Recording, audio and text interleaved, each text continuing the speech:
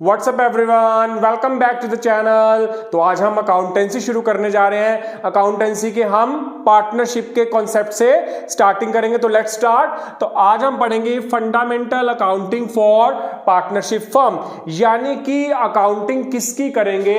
Partnership firm की। तो let's start. उससे पहले हम इसके कुछ बेसिक कॉन्सेप्ट को स्टडी करेंगे पार्टनरशिप पे जाने से पहले। तो फर्स्ट बेसिक कॉन्सेप्ट है सोल प्रोप्राइटरशिप, जहां से मुझे यह पता लगेगा कि पार्टनरशिप आई कहां से, क्यों पार्टनरशिप टर्म को इंट्रोड्यूस किया गया। सोल प्रोप्राइटरशिप एक अकेला व्यवसाय को, बिजनेस को चलाने वाला सोल प्रोप्राइटरशिप, यानी कि एकाकी व्यापार। लेकिन एकाकी व्यापार में आप ये देखो, एक अकेले बंदे की हर चीज की लिमिटेड है। उसकी कैपिटल भी लिमिटेड है, उसका स्किल भी लिमिटेड है, उसका रिस्क भी लिमिटेड है, उसकी ग्रोथ भी लिमिटेड है। अगर मैं इस पॉइंट पे आऊं, रिस्क कम है, ठीक है, कोई बात नहीं, पर लेकिन एक अकेला बंदा अपने आप को एक्सपेंड करना चाहे, नॉलेज भी एक लिमिटेड है, पैसा भी लिमिटेड है, वो कैसे अपने आप को एक्सपेंड कर सकता है? मान लो आप इस पॉइंट पे भी रहते हो कि सर रिस्क तो कम है, ठीक है, रिस्क कम है, लेकिन इन फ्यूचर में आगे बढ़ने के लिए, ग्रो करने के लिए तो पैसा भी चाहिए, ग्रोथ भी हम चाहते हैं, तो कैपिटल भी ज्यादा चाहिए, नॉलेज भी ज्यादा चाहिए। तो इसलिए ये सारी कमियां रही कि वहां पे कैपिटल कम थी, स्किल कम था, रिस्क कम था, ग्रोथ कम थी, हर चीज का एक दायरा फिक्स था। इन सारी चीजों को देखते हुए यह देखा गया कि भाई ऐसे तुम ग्रो ही नहीं कर सकते, ऐसे तुम आगे बढ़ ही नहीं सकते। इसी कमी को दूर करने के लिए जो हमने एक नई टर्म को इंट्रोड्यूस किया, जो एक एग्रीमेंट की फॉर्म में हमारे सामने आया। पार्टनरशिप एक एग्रीमेंट है जहां पे दो या दो से ज्यादा लोग मिलके बिजनेस को अपने म्यूचुअल ट्रस्ट के ऊपर चला रहे हैं। तो let's see the definition. Partnership क्या है? Section 4 of Indian partnership act 1932। ये क्या है? इट रिलेशन बिटवीन पर्सन, ये उन पर्संस के बीच में रिलेशन, कम से कम कितने होने चाहिए? 2 मेंबर, मैक्सिमम मैं आपको आगे बताऊंगा। इट रिलेशन बिटवीन 2 पर्सन जो किस चीज के ऊपर एग्री हैं? प्रॉफिट को शेयर करने के लिए बिजनेस के अंदर।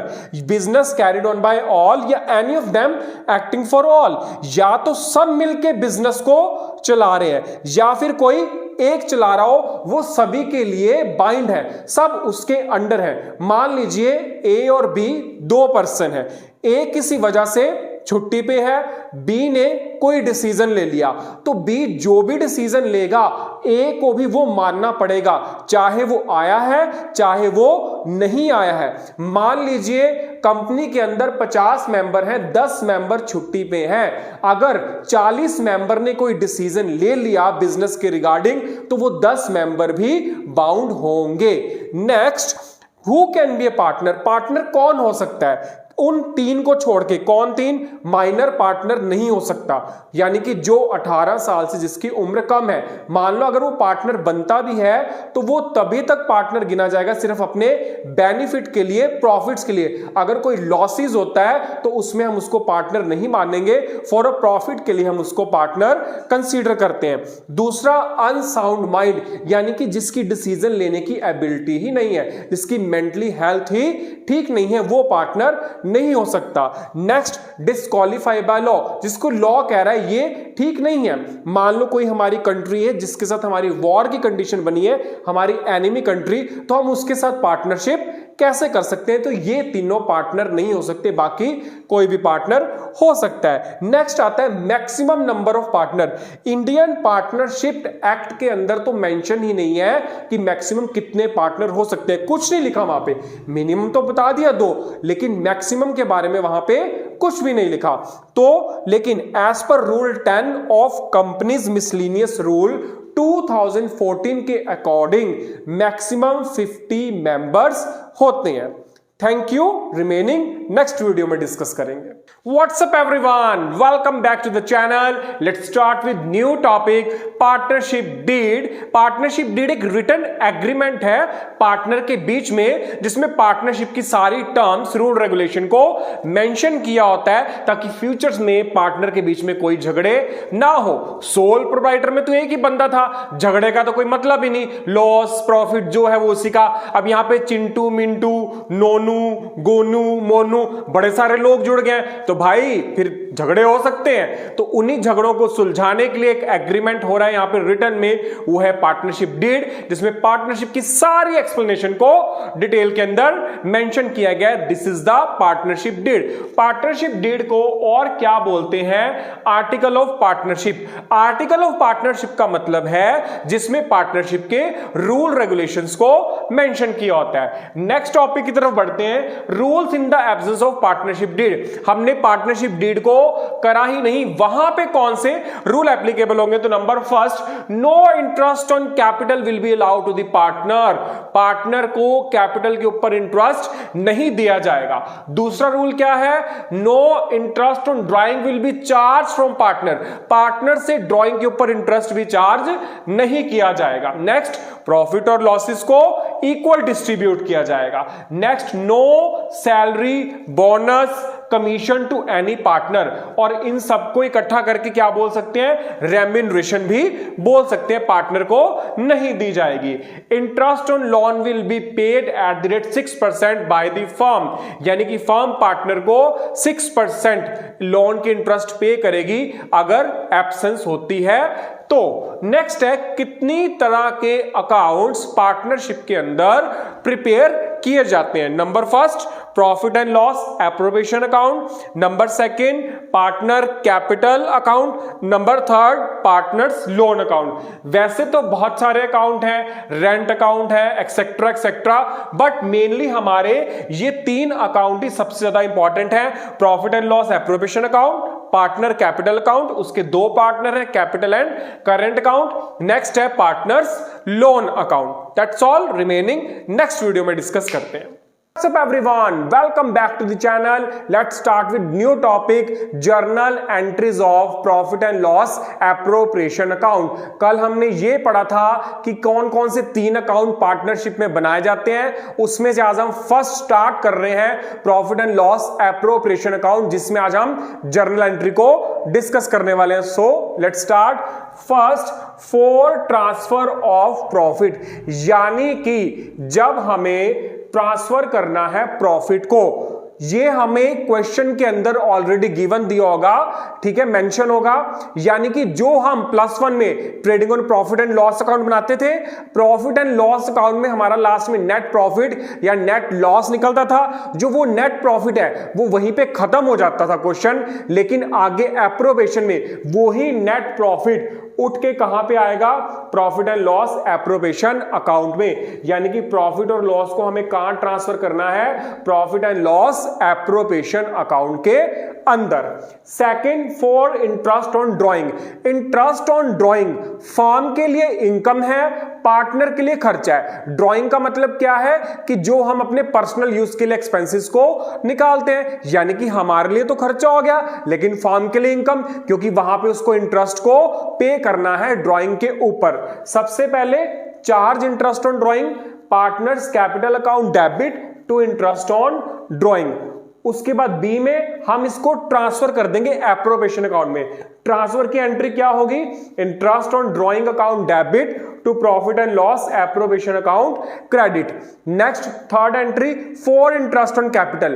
कैपिटल के ऊपर जो इंटरेस्ट है वो पार्टनर के लिए इनकम है, फर्म के लिए खर्चा है, क्योंकि फर्म को पार्टनर को इंटरेस्ट पे करना है और पार्टनर को उसको रिसीव करना है। तो सबसे पहले इंटरेस्ट अलाउ करने की entry, interest on capital account debit to partners capital या करंट अकाउंट क्रेडिट। यानी कि हो सकता है क्वेश्चन में कई बार कैपिटल बैलेंस लिखा हो, कई बार करंट बैलेंस भी, डिपेंड करता है क्या लिखा है, उसके अकॉर्डिंग यहां पे एंट्री हो जाएगी।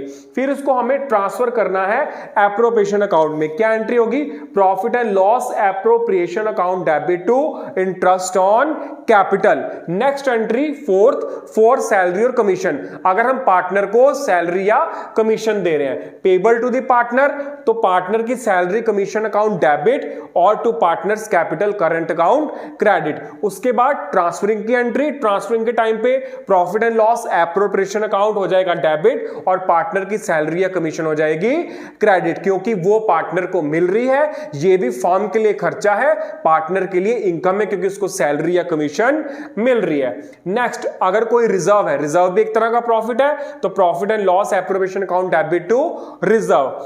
नेक्स्ट 6th एंट्री, अगर हम कोई ट्रांसफर कर रहे हैं क्रेडिट बैलेंस, क्रेडिट बैलेंस का मतलब प्रॉफिट को ट्रांसफर कर रहे हैं, तो क्या होगा, profit and loss appropriation account debit to partners capital या करंट अकाउंट। लास्ट एंट्री, अगर कोई डेबिट बैलेंस ट्रांसफर कर रहे हैं तो मतलब लॉस है, उसमें क्या हो जाएगा, पार्टनर का कैपिटल या करंट अकाउंट डेबिट हो जाएगा और एप्रोप्रिएशन क्या हो जाएगा, क्रेडिट। That's all. अब हम बात करेंगे एप्रोप्रिएशन अकाउंट के फॉर्मेट की। उससे पहले मैं आपको एक चीज क्लियर कर दूं, +1 के अंदर होता क्या था, जब हम ट्रेडिंग अकाउंट बनाते थे वहां से हमारे पास या तो ग्रॉस प्रॉफिट आता था या ग्रॉस लॉस। मान लो हमारे पास ग्रॉस प्रॉफिट आया तो उसको हम कहां लिखते थे, प्रॉफिट एंड लॉस अकाउंट की क्रेडिट साइड में by gross profit brought down.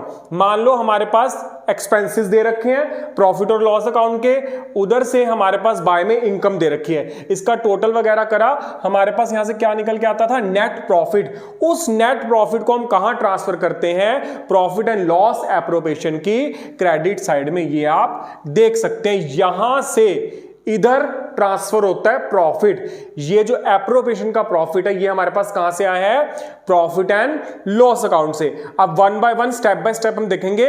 First, सबसे पहले अगर मुझे कोई कैपिटल के ऊपर इंटरेस्ट मिल रहा है तो उसको हम क्या करेंगे, डेबिट। ठीक है, कोई भी पार्टनर हो सकते हैं, ए बी सी जो भी है।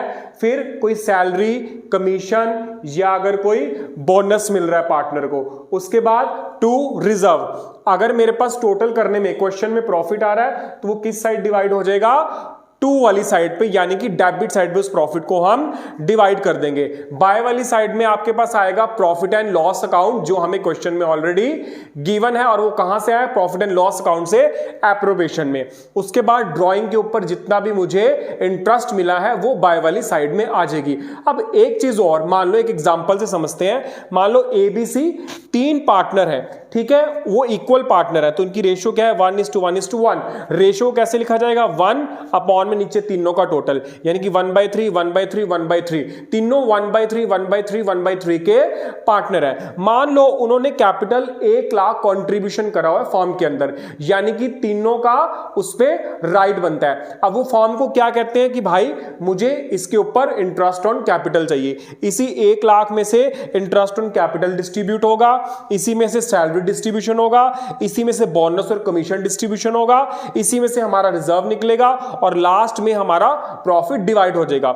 मान लो 10,000 तो कैपिटल के ऊपर इंटरेस्ट मिला तीनों को, 10,000 उनको सैलरी मिली और बोनस और कमीशन उनको 20,000 मिला, रिजर्व मिला 30,000। ये कितना हो गया, 10 10 20 20 20 40, 40 और 30 70। बाकी कितना बच गया 1 लाख में से, 1 लाख में 70 गया, 30,000। ये 30,000 उनका क्या हो जाएगा, डिविजिबल प्रॉफिट। ये जो मेंशन किया हुआ यहां पे, ये तीनों पार्टनर के अंदर डिवाइड हो जाएगा। ये रेशियो क्वेश्चन के अंदर गिवन है। मान लो प्रॉफिट शेयरिंग रेशियो, वैसे तो क्वेश्चन के अंदर गिवन होती है, अगर क्वेश्चन के अंदर प्रॉफिट शेयरिंग रेशियो ना बता रखी हो तो हमेशा प्रॉफिट को इक्वल डिस्ट्रीब्यूशन करना है। रिमेनिंग नेक्स्ट वीडियो में।